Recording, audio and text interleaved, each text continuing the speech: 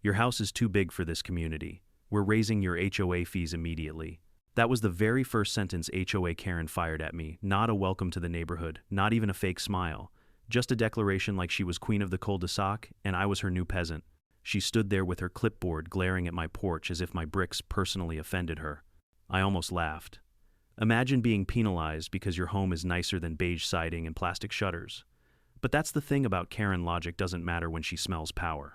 She was convinced she had me cornered, ready to bleed me dry with bogus fees. What she didn't know was that the ground she was standing on, her house, the board members' houses, even the HOA clubhouse, all of it traced back to me. Before we dive in, drop a comment with your location and time zone. I love seeing where these HOA stories reach. Karen's declaration still echoed in my head long after she turned on her heel and strutted away like she'd just solved world hunger. Your house is too big for this community.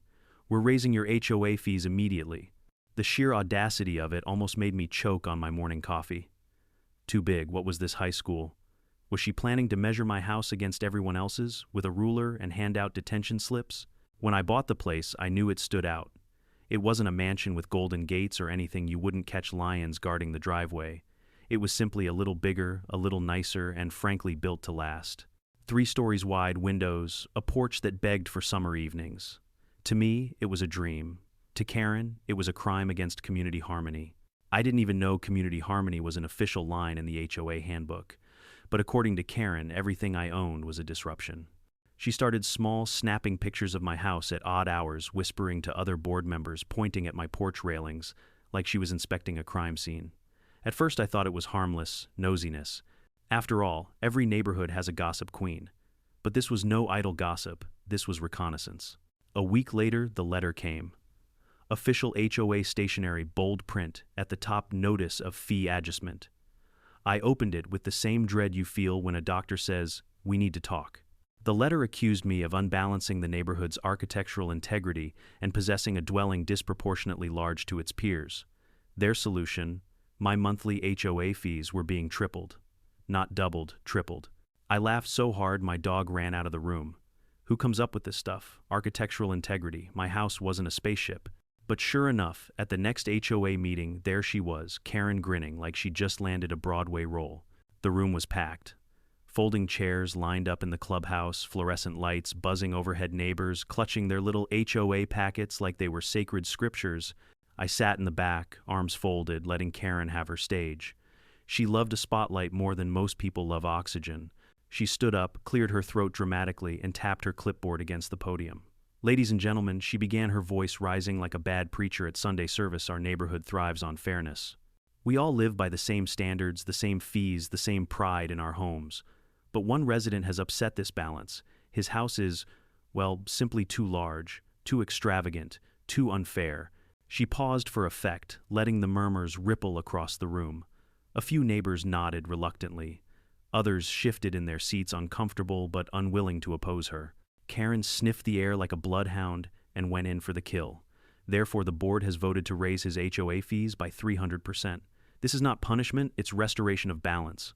I almost stood up right then and there to object, but I didn't. Instead, I leaned back and let her revel in her own performance. Because here's the thing, when someone's building their own stage, sometimes the smartest move is to let them finish the set before you pull the curtain. After the meeting, neighbors cornered me in the parking lot. Some offered sympathetic shrugs, others muttered things like, "You know how she is," or "It's better just to comply." Comply with nonsense fees invented by a clipboard tyrant. Not a chance. That night, I sat on my porch staring at my house. Was it bigger than the rest? Sure. Was it illegal? Not in the slightest. Karen had taken a personal insecurity, her cookie-cutter ranch shrinking in my home's shadow, and turned it into a crusade. And judging by the glee in her eyes, she wasn't planning to stop at a fee hike. The next few days, her harassment escalated. She left little sticky notes on my mailbox with messages like, "Your shutters don't match community palette standards and front porch light exceeds lumen regulations." I didn't even know lumen regulations existed. Did she measure my bulbs with a NASA satellite? The neighborhood started to feel tense. Every time I drove home, I could see curtains twitching, neighbors peeking out. Some pitied me, others waited to see if I'd crack. And Karen, she strutted around like a conqueror returning from war.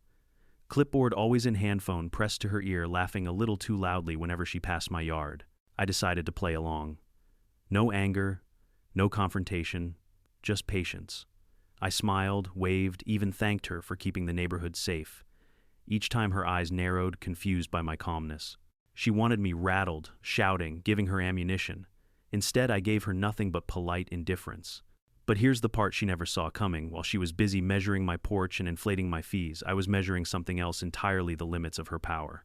And I knew sooner or later she'd step far enough over the line that everyone would see her for what she really was, a bully in heels with a clipboard crown. For now, I let her play queen.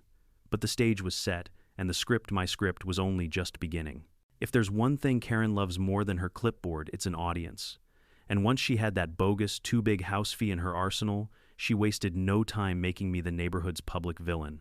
The first sign came in the form of a bright, glossy HOA newsletter stuffed in every mailbox. Normally, these newsletters included things like bake sales, dog walking etiquette, and passive-aggressive reminders about trash can placement. But this edition had a new section right on the front page titled Maintaining Fairness in Our Community. Guess whose house was front and center in the photo? Mine, a wide-angle shot that made it look like a mansion towering over dollhouses. The caption, clearly written by Karen, dripped with sarcasm. While we love all our neighbors, some homes require special consideration to preserve balance. One oversized property has been asked to contribute more to our shared community fund. They didn't name me directly, but come on. Who else could it be? The whole street was buzzing. By the time I walked my dog that afternoon, I could feel eyes boring into me. Some neighbors looked away sheepishly, others smirked, clearly amused by Karen's little jab. And one guy across the street even gave me a mock salute as if to say, "Good luck, king of the block." Karen, meanwhile, was basking in her self-created spotlight. She strutted around with copies of the newsletter tucked under her arm, handing them out like party favors. Just keeping things fair, she told anyone who would listen. But she wasn't satisfied with passive humiliation. No, she needed something louder. That chance came during the neighborhood's annual summer BBQ. This was the one event people actually looked forward to. Picnic tables loaded with ribs, kids running through sprinklers, a bounce house wobbling in the corner. Everyone came mainly because the HOA collected dues for it, and guilt tripped anyone who skipped. I showed up with a cooler, planning to enjoy the food and ignore the politics. But Karen had other plans. Halfway through the event, as neighbors were lining up for burgers, she clinked her plastic cup with a fork and announced, "Everyone can, I have your attention." Her voice sliced through the chatter. The crowd quieted reluctantly. She loved it. "We are a community of equals," she began, pacing in front of the picnic tables like a campaigner. "We all follow the same rules, pay the same dues, and take equal pride in our neighborhood.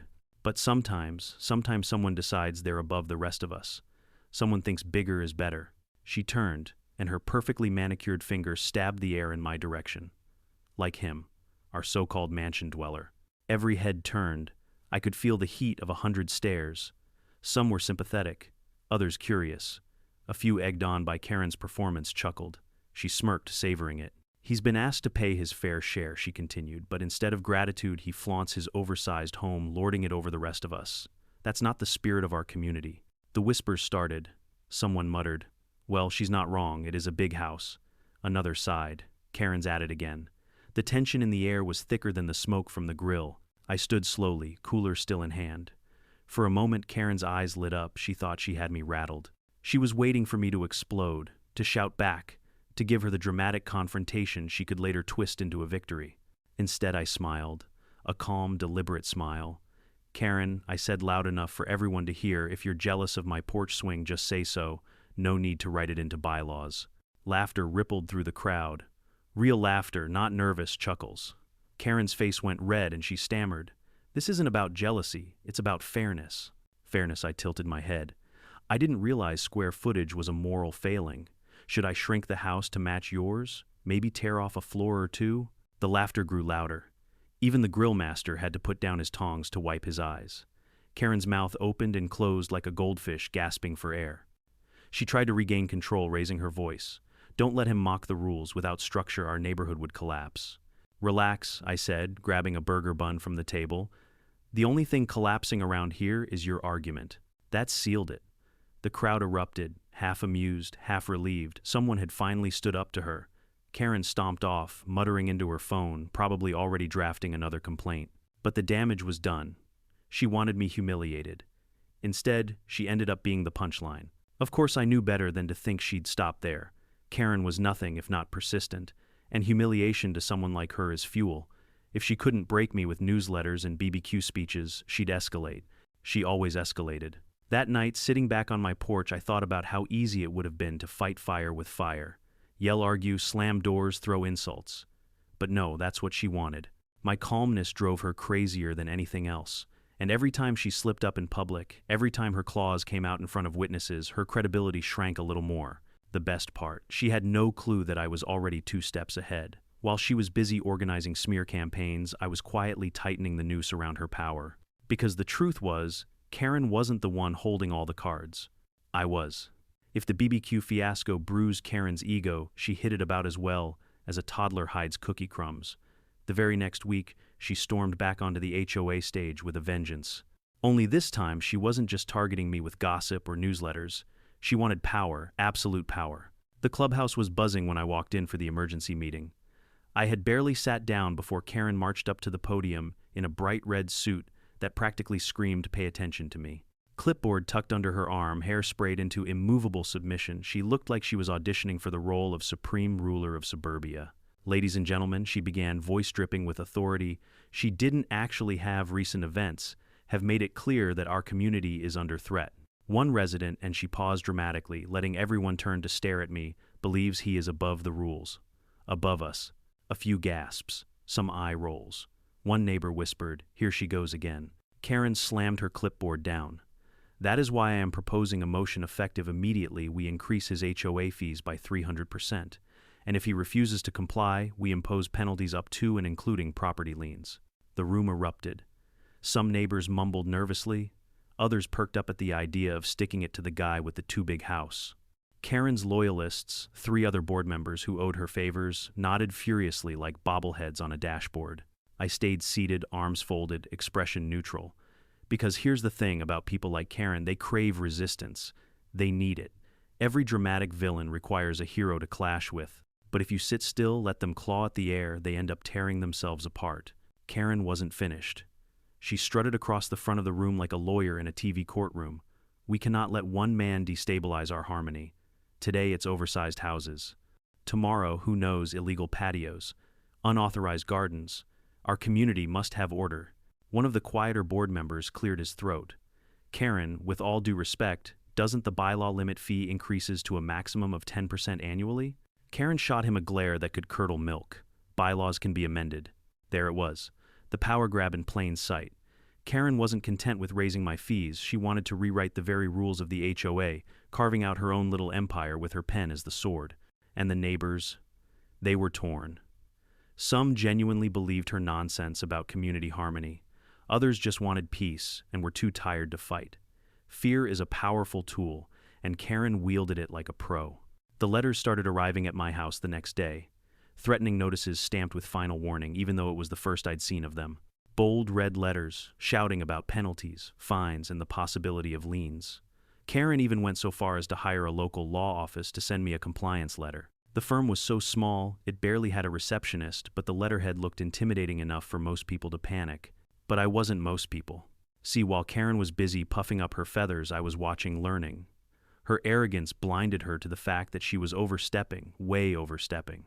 She didn't have the authority to triple anyone's fees, let alone rewrite HOA bylaws, without proper votes and legal review. But she banked on the fact that no one would challenge her, and to be fair, most wouldn't. At least not directly. I decided to let her parade continue. The more noise she made, the more obvious her power trip became. She started bragging openly at neighborhood gatherings, "I'm finally putting him in his place." She whispered to anyone who would listen that my days of getting away with it were numbered. At one point, she even told the mailman, yes, the mailman, that she was going to bring down the oversized tyrant. Imagine being so obsessed with control that you recruit the guy delivering Amazon packages as part of your campaign. Meanwhile, the tension in the neighborhood grew thicker. People began taking sides. A few of Karen's diehard followers started glaring at me when I walked by. Others gave me sympathetic nods, clearly sick of her antics, but too scared to speak up. The atmosphere was no longer one of community, it was a battlefield. And Karen, she strutted through it all like a general leading her troops. Only problem was, she didn't realize most of her soldiers were just nodding out of fear, not loyalty. The breaking point came when she organized a so-called vote of enforcement. She sent out flyers demanding that all residents attend a special meeting to decide whether my house would be subject to extraordinary fees. She framed it as democracy. In reality, it was a kangaroo court designed to humiliate me once and for all. Neighbors packed the clubhouse that night. Folding chairs filled every corner. Karen stood at the front, arms crossed, smug grin plastered across her face. Tonight, she declared, we restore balance to our community. Balance, no. What she wanted was obedience. I sat quietly listening to her spin her web of nonsense. She waved around her clipboard, showing off charts she'd drawn in crayon-colored markers, pie charts, proving how much more my house supposedly drained the neighborhood. She even staged a slideshow of stock images to dramatize her points. But here's what Karen never understood. Paper power and real power aren't the same thing. She thought her newsletter rants and loud speeches made her untouchable. She thought intimidation equaled control. But real power sits quietly in the corner waiting. And me, I had more real power than she could possibly imagine. So I let her finish her performance. I let her rile up the crowd, let her believe she was inches from victory. Because the higher she climbed on that shaky ladder, the harder she'd fall when I finally pulled it out from under her. Karen thought she was building an empire. What she didn't realize was that she was building it on sand. And when the tide rolled in my tide, it would all come crashing down. Karen thought she had me boxed in, but here's the thing about people who mistake noise for power: they never see quiet strategy coming. While she was busy printing newsletters, waving clipboards, and holding kangaroo court meetings, I was setting the stage for something far louder without raising my voice once. It started small. My lawn, for example. Karen hated my lawn. Not because it was unkempt, oh no, I kept it perfectly trimmed, greener than a golf course. She hated it because it was bigger, more noticeable. It was prime Karen bait. So one Saturday morning, instead of letting her stew about how my grass grew an extra inch taller than regulation, I decided to make the lawn work for me. I called a few friends from local charities and offered my front yard as a space for their weekend fundraiser. Within hours, volunteers were setting up tents and tables, arranging bake sales and raffle stands. Kids painted faces, local bands strummed guitars, and people streamed in from beyond our little subdivision. Suddenly, my house wasn't too big, it was a community hub, all for a good cause. Karen stormed down the street like a thundercloud. Clipboard clutched heels stabbing the pavement, she marched right up to a group of kids selling lemonade. "This is against HOA policy," she screeched. The parents looked at her like she'd grown two heads. "It's a fundraiser for the children's hospital," one mother said flatly. "Are you seriously going to shut this down?"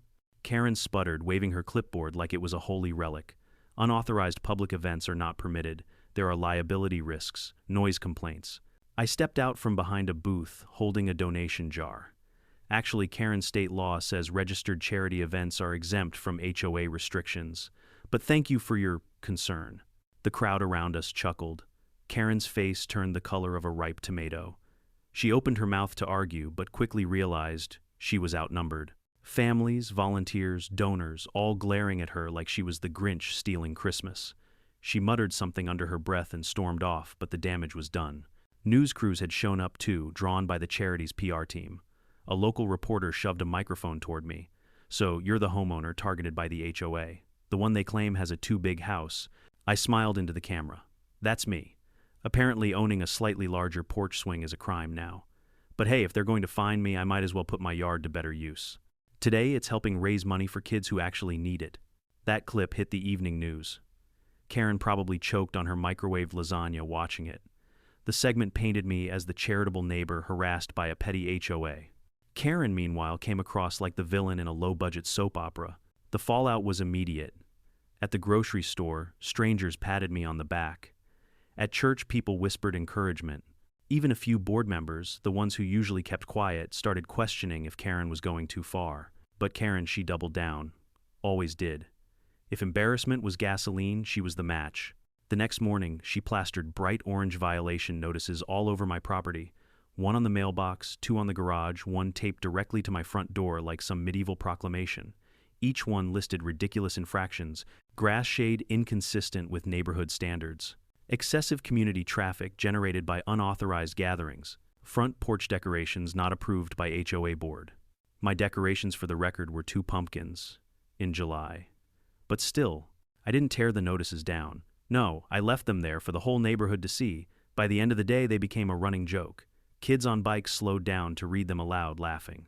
Neighbors snapped pictures and shared them online. Before long, memes were circulating. Karen photoshopped into medieval portraits as the clipboard queen. And then came round 2 of my retaliation. See, if Karen wanted to fight in public, I'd fight in public, but instead of yelling, I turned her weapons against her. Every time she sent me a violation, I filed a formal appeal, each one requiring a hearing, paperwork, signatures, and notice to the entire board. Suddenly, Karen was drowning in the very bureaucracy she loved to weaponize. While she raged about my infractions, she was stuck attending meeting after meeting, explaining why 2 pumpkins on a porch constituted a neighborhood threat. The neighbors loved it. One man leaned over during a hearing and whispered, "You're driving her insane." I just smiled. But I wasn't done. Oh no. The charity event had been the appetizer. My real retaliation was about to turn her crusade into a community spectacle.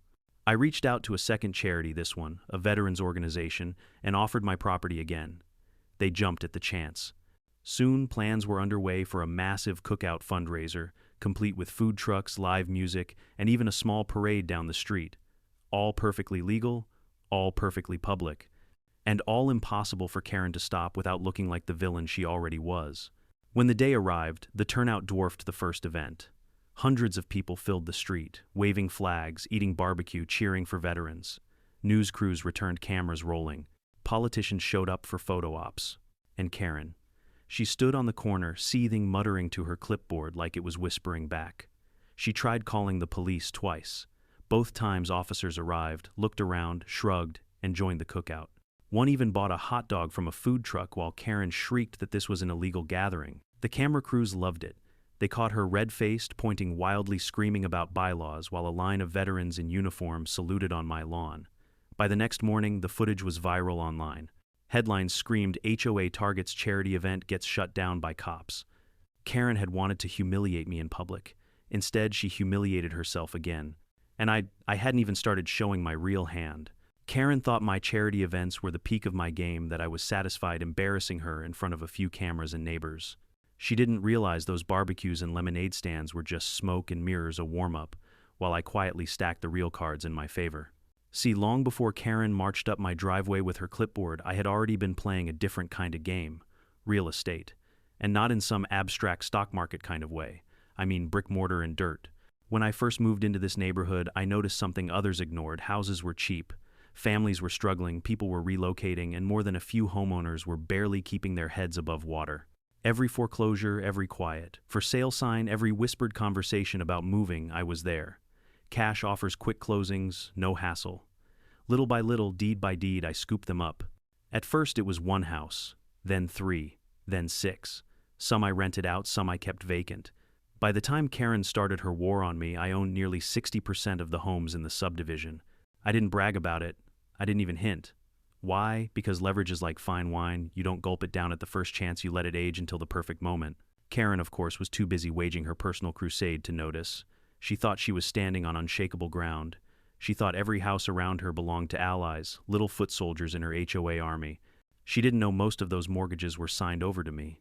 But while she didn't notice, the cracks were showing. After the second charity event blew up in her face, neighbors began whispering openly.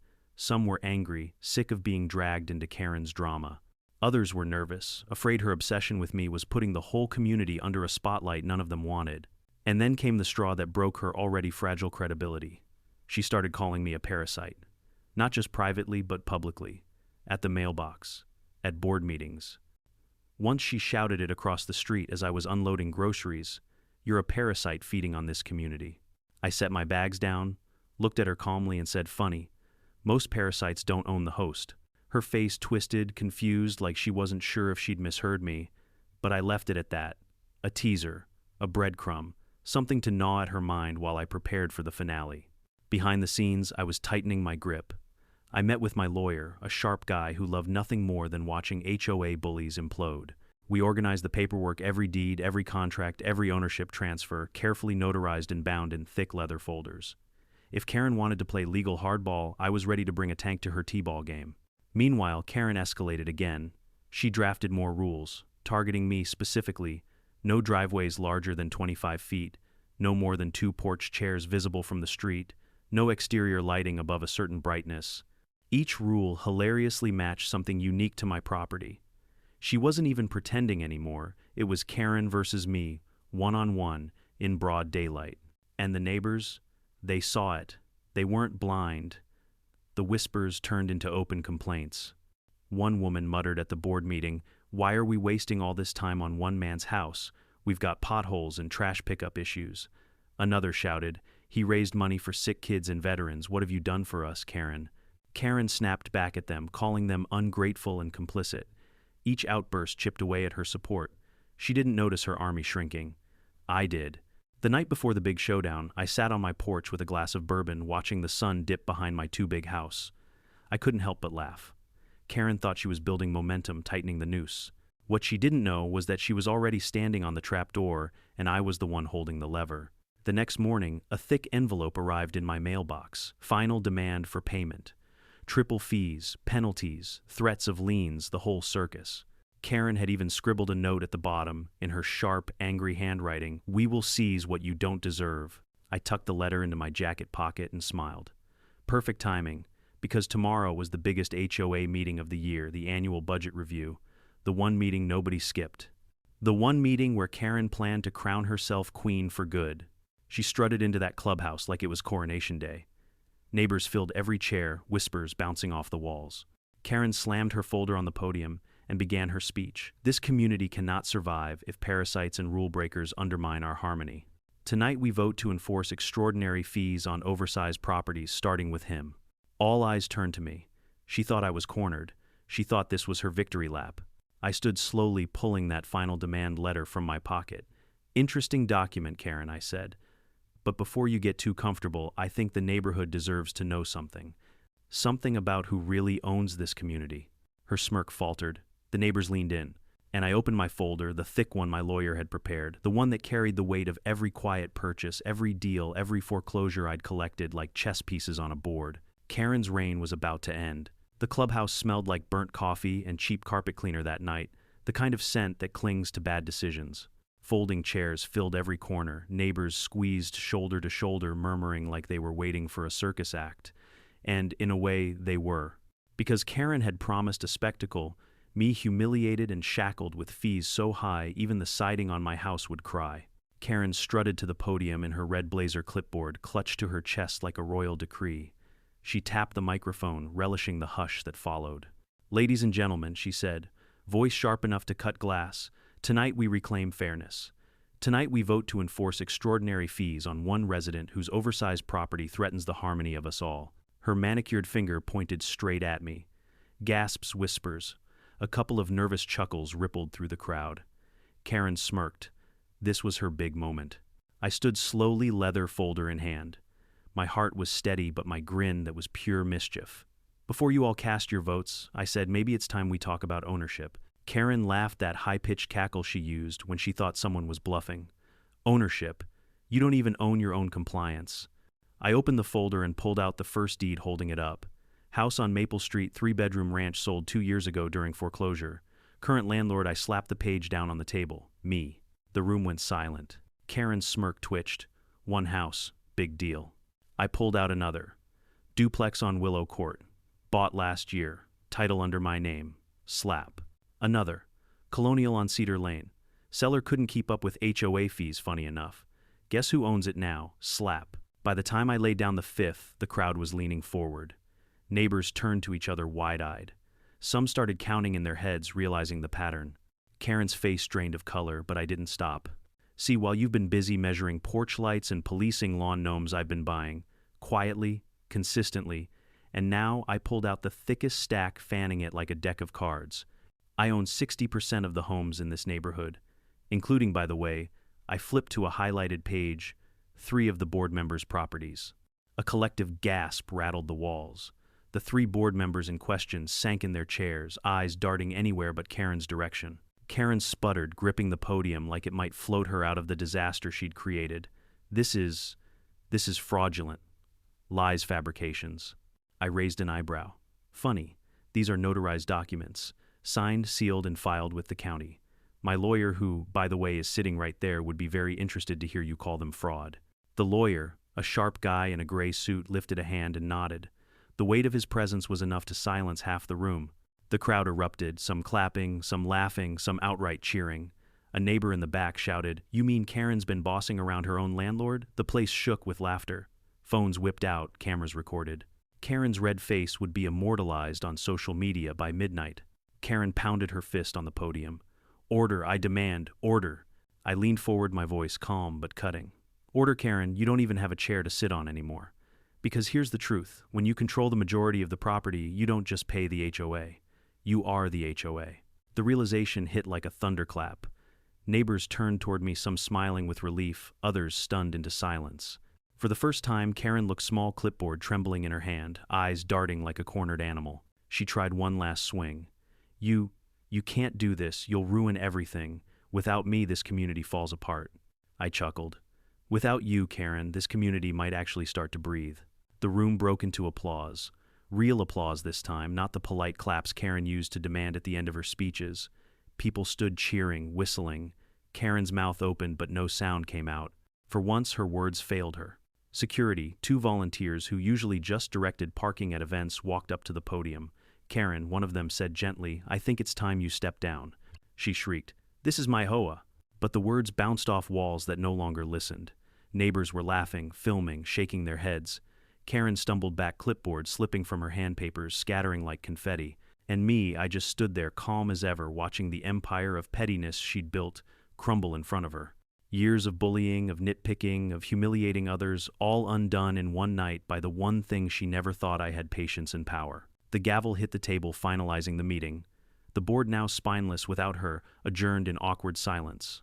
Karen stormed out, muttering about appeals and conspiracies, but nobody followed. Nobody cared. That night, walking home under the glow of streetlights I technically owned, I couldn't help but smile. The war wasn't over, not yet, but the battlefield had changed. For the first time, Karen wasn't the general. She was just another footnote in a neighborhood I now controlled. And tomorrow would be even better. The next morning, I stepped onto my porch with a steaming mug of coffee and the kind of grin that only comes after watching a tyrant trip over their own crown. The sun rose warm, the birds sang like nothing had happened, but the neighborhood was buzzing. My phone was already vibrating, non-stop texts from neighbors, screenshots of viral posts, even a clip from last night's showdown uploaded to YouTube with the title "HOA Queen Gets Dethroned Live." By noon, it had 500,000 views. Karen, of course, didn't take the loss quietly. Oh no. She doubled down, stomping from house to house like a door-to-door doomsayer. I watched from my window as she knocked on Mrs. Henderson's door, waving her clipboard wildly. Poor Mrs. Henderson looked like she was being preached to about the end times. 10 minutes later, she shut the door in Karen's face. Next, she cornered the Millers while they were gardening. I could hear her shrill voice from across the street. "He forged those documents. He's trying to take everything from us." The Millers just stared at her hands, still in the dirt, and said flatly, "Karen, if he owns my house, maybe he can lower my rent." They laughed. Karen did not. By mid-afternoon, Karen's meltdown had become neighborhood entertainment. People stood at their windows, whispering, texting, recording. One neighbor even live-streamed her, ranting in front of the clubhouse, shouting about conspiracies and illegal land grabs. In the background, teenagers held up homemade signs that read, "Clipboard Queen no more." Meanwhile, the board crumbled. The 3 members whose homes I owned didn't even pretend anymore. They avoided Karen's calls, skipped her emergency meetings, and one of them, Mr. Patel, actually came over to shake my hand. "Honestly," he said sheepishly, "I never liked her rules anyway. Beige garage doors, who cares?" The domino effect was glorious. With Karen's credibility shattered, residents began openly rebelling against her nitpicking. String lights appeared on porches. Someone parked an RV in their driveway overnight, something she used to lose her mind over. A kid painted their mailbox neon green. And the best part, nobody cared. In fact, people smiled. The neighborhood suddenly looked alive. Karen couldn't handle it.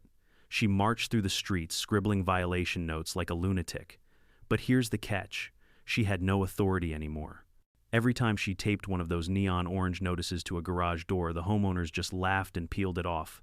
One guy stuck his notice back onto her car windshield. By Friday, the HOA group chat, which Karen used to dominate with reminders about trash bins, must be off the curb by 6:01 p.m. sharp, was filled with memes. Karen's face photoshopped onto medieval paintings, memes of me sipping coffee with captions like "All hail, the real HOA." She tried to argue, typing furiously in all caps, but nobody bit. They just spammed her with laughing emojis until she left the chat in a rage. Then came the moment she truly broke. At the next scheduled HOA board meeting, Karen showed up wild-eyed, muttering about legal battles and fraud. She slapped a binder on the table and declared, "I am still your president, and I will not let this parasite ruin us." That's when I calmly stood, handed my lawyer another folder, and said, "Actually, Karen, you should probably read the fine print." Because technically, I paused for effect, letting the silence stretch. Technically, I don't just own 60% of the homes. I also own the deed to this clubhouse. The room erupted in laughter. Phones recorded. Karen's shriek cut through the chaos. "Liar, fraud, this is all fake." My lawyer slid the official documents across the table. Stamped, signed, county recorded. Karen froze her hands, trembling over the binder. The reality was undeniable. The clubhouse she ruled from, like a throne, mine.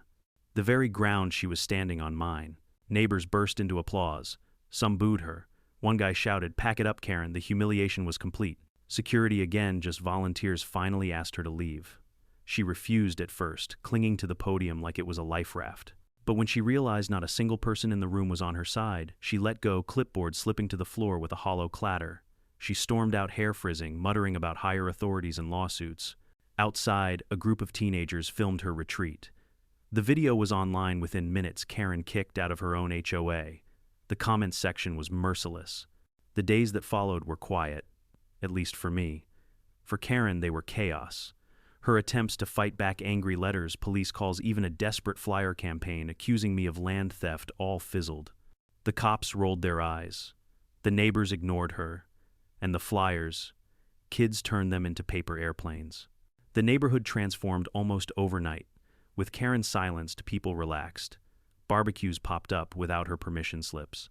Holiday decorations went wild, giant inflatables, blinking lights, front yard displays that would have made Karen faint. Instead of complaints, there was laughter, community, actual joy.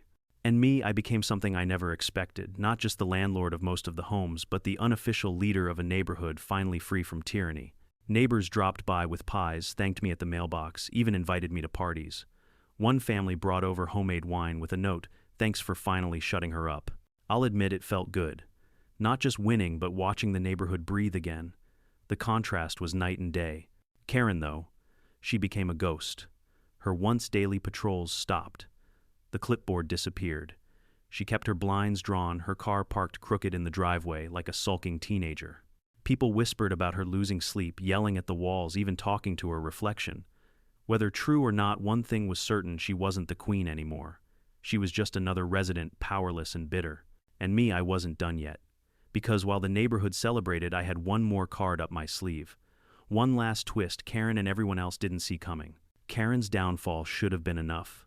Any sane person, after being publicly dethroned, mocked online, and stripped of every ounce of false power, would have packed up their clipboard and retreated quietly. But Karen, she lingered like the smell of burnt popcorn, hard to get rid of, and always showing up when you least wanted her around. That's when I decided it was time for a little poetic justice. Not anger, not shouting matches, just sweet ironic payback served with a smile. The first move was simple. As majority property owner, I now had the legal authority to adjust HOA fees. Karen had spent months trying to bleed me dry with her invented too big house tax. Now I flipped the script. At the next board meeting she attended reluctantly, slumped in the back like a sulky teenager. I announced a new policy: community-wide fee reductions. Effective immediately, I said, holding up the paperwork. HOA dues will be lowered for every household by 15%. Every household except one. I paused, letting the suspense build. Due to repeated violations, unpaid fines, and administrative costs, Karen's dues will increase by 20%. The room erupted in laughter and applause. Phones came out again. Someone shouted, "How's it feel now, Karen?" She turned crimson, muttered something about illegal targeting, and stormed out. But the notice arrived in her mailbox the next morning, stamped and signed. She had no choice. For the first time in HOA history, Karen was the only one paying more. Next came her rules. Remember those ridiculous bylaws she shoved down everyone's throats? No porch lights after 9 p.m., garage doors must be beige trash bins hidden behind fences, and don't even get me started on her war against holiday decorations. All of them gone. With a single vote, I shredded her clipboard commandments. The very next night, the neighborhood looked like Times Square on New Year's Eve. Fairy lights draped across porches, pumpkins and scarecrows exploded across lawns. Kids zipped around on scooters without Karen screaming about driveway safety. Someone even put a giant inflatable flamingo in their yard just to rub it in. And when Karen peeked out her window, clutching her curtains in horror, all she saw was a neighborhood celebrating their freedom. But my favorite part, the barbecue. For years, Karen banned grills in front yards, citing smoke disturbance and community uniformity. So I organized the first ever block-wide cookout. 20 grills lined the street. Burgers, ribs, hot dogs, the smell was heavenly. Neighbors who hadn't spoken in years were laughing, eating, playing music. Kids ran wild chalk drawings, covered the pavement, and a local band played from my front porch. Karen came stomping out, screaming about permits and bylaws, waving her clipboard like a weapon. But this time nobody listened. In fact, the band cranked up louder, drowning her out. Someone handed her a plate of ribs as a joke. She smacked it away and the crowd booed. A veteran from the last charity event shouted, "Lighten up, Karen." It was the perfect picture of irony. The woman who'd spent years preaching community harmony was now the only one excluded from it. She'd built her power on fear, and without it she had nothing. And just when she thought it couldn't get worse, I unveiled my ace in the hole. See, Karen had always bragged about owning the HOA clubhouse like it was her personal castle. She hosted every meeting there, held her little power rituals behind those walls, and used it as a stage to humiliate neighbors. What she didn't realize was that when I bought up foreclosed lots, one of those deeds included the land beneath that very clubhouse. At the next meeting, I dropped the news. Technically, I said, laying the papers on the table, this clubhouse is on my property, which means the HOA doesn't exist without my signature. I could shut the whole thing down tomorrow if I wanted. The silence that followed was delicious. Karen's jaw hit the floor. Neighbors cheered, clapped, even whistled. Someone yelled, "Do it." Another shouted, "End the HOA." I smiled. Not yet. For now, I'll let it stand. But let's be clear, it's no longer Karen's HOA, it's ours. And if anyone wants to enforce petty nonsense again, they'll have to go through me. The vote was unanimous. Every single resident except Karen raised their hand in agreement. Her reign was officially dead. The days that followed felt like stepping into a new world. Neighbors were friendlier, less tense. People waved from porches, kids played outside without Karen shouting at them, and the atmosphere was lighter. For once, the neighborhood actually felt like a neighborhood. And Karen, she became an outcast. Her once feared clipboard was now a punchline. She stopped patrolling, stopped attending meetings, and sulked behind her blinds. Her house, the one she'd lorded over others from, was now the ugliest on the block. Paint peeling, weeds in the yard, blinds crooked. Nobody offered to help. Nobody cared. The woman who once claimed to be the savior of community harmony was now the loneliest figure in the subdivision. And me, I'd won. Not with shouting, not with tantrums, but with patience, leverage, and just the right amount of revenge. Of course I wasn't finished. Because one final twist remained, one last reveal that would leave Karen and everyone else speechless. Victory has a funny taste. It's sweet, sure, but it's also laced with something richer: satisfaction. For weeks I sat back and watched the neighborhood breathe again, free from the chokehold of Karen's clipboard tyranny. The kids played without noise violation notes, porches glowed with string lights, and families grilled in peace. For the first time, people were proud to live here. Karen, meanwhile, shrank into the shadows. Her once daily patrols disappeared. No more orange violation notices slapped on mailboxes. No more all-caps emails about community harmony. The only sign she was still around was the occasional twitch of blinds in her front window. She had gone from queen bee to ghost. And I could have left it there. I could have let her stew in her humiliation alone, in her beige kingdom of bitterness. But that's not how stories like this end. Not in my neighborhood. Because the truth is, I hadn't shown my full hand yet. It happened one evening at the newly liberated clubhouse. Neighbors had gathered for what we now called Freedom Fridays. Potluck dinners, live music, laughter, echoing off the walls Karen once used as her personal stage. I stood up, glass in hand, and said, "There's something I haven't told you all. One last detail about this whole mess." The room quieted, forks clinking against plates. Karen, of course, was absent. She hadn't shown her face since being booed out weeks ago, but her shadow lingered, and I could feel everyone bracing for whatever came next. "You already know I own the majority of the homes here," I continued. "But what you don't know," I paused, savoring the moment, "is that I also own the land this clubhouse sits on. And technically, without my permission, the HOA doesn't exist." The silence was thunderous. Then came the gasps, the laughter, the stunned looks. One guy shouted, "Wait, you mean you could have dissolved the HOA this whole time?" I nodded. Could have. Still could. I set the papers down on the table, the deeds shining under the fluorescent lights. With a single signature, I can erase the HOA from existence. No more dues. No more meetings. No more clipboards. The room exploded. Cheers, claps, chants of end it, end it. Someone even started banging a spoon against a pot like we were storming a castle. The excitement was electric. But then I raised my hand, calming the crowd. I could end it tonight. But here's the thing. I don't want to just destroy something. I want to rebuild it. Better. Stronger. Ours. The noise softened into thoughtful murmurs. People leaned in listening. For years, Karen turned this HOA into a weapon. She made rules that benefited her ego, not the community. But an HOA doesn't have to be a joke. It can be something real, something that protects us, not punishes us. That funds neighborhood improvements, not Karen's power trips. That actually serves the people who live here. Heads nodded. Neighbors whispered agreements. For the first time, they weren't just reacting to Karen's chaos, they were envisioning something better. So, here's my proposal, I said. We don't dissolve the HOA. We take it back. We rewrite the bylaws from scratch. Every family gets a vote. Every fee is transparent. And instead of fines for too many porch lights, we use funds to fix roads, improve the park, maybe even build a community pool. Something real. The room erupted again, but this time not in wild laughter. This time it was excitement, hope, relief. By the end of the night, a new board was formed. Volunteers stepped up, people who actually cared about the neighborhood, not clipboards or petty power. The bylaws were set for revision.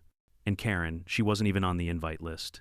The next morning, I slipped a copy of the new bylaws into her mailbox. Not as an invitation, just as a courtesy. A silent reminder that her reign was over, and the kingdom she once ruled with fear had become a democracy she wasn't part of. I'll never forget the sight of her the next day. She stood at the end of her driveway, clutching that paper with trembling hands, her face pale as if the ink itself had poisoned her. She looked around, but nobody met her eyes. Neighbors walked past without a nod, kids rode bikes without fear. She wasn't queen anymore. She wasn't even relevant. And me, I sipped my coffee, waved, and went back inside my too big house. The irony still makes me laugh. Karen tried to break me with fees for owning a house larger than hers. She thought size was her weapon. But in the end, the only thing too big for her to handle was the truth. The truth that I didn't just own the biggest house on the block. I owned the block itself. And with one choice, one signature, I'd turned the HOA from her empire of fear into our community of freedom. Now that's what I call poetic justice. Looking back, I realized this story was never just about HOA fees or oversized houses. It was about power, who wields it, and how they use it. Karen used her clipboard and bylaws to control, to intimidate, to make others feel small. And for a while it worked. But the truth is, real power doesn't come from fear. It comes from patience, from preparation, from knowing when to act and when to wait. I didn't beat Karen by yelling louder or sinking to her level. I beat her by letting her reveal who she truly was, while I quietly built something stronger beneath her feet. When the moment came, she collapsed under the weight of her own arrogance. And maybe that's the lesson here. In life, you'll meet people like Karen bullies in suits, neighbors with clipboards, bosses with inflated egos. You can't always stop them in the moment. But if you stay calm, play the long game, and remember who you are, eventually the truth will surface. And when it does, the fall is theirs, not yours. So the next time someone tries to make you feel small, remember you might be sitting on a bigger secret than they could ever imagine. If this story hit home, drop a comment below and tell me, have you ever faced a Karen in your life? And don't forget to subscribe for more HOA stories, because trust me, the drama never ends.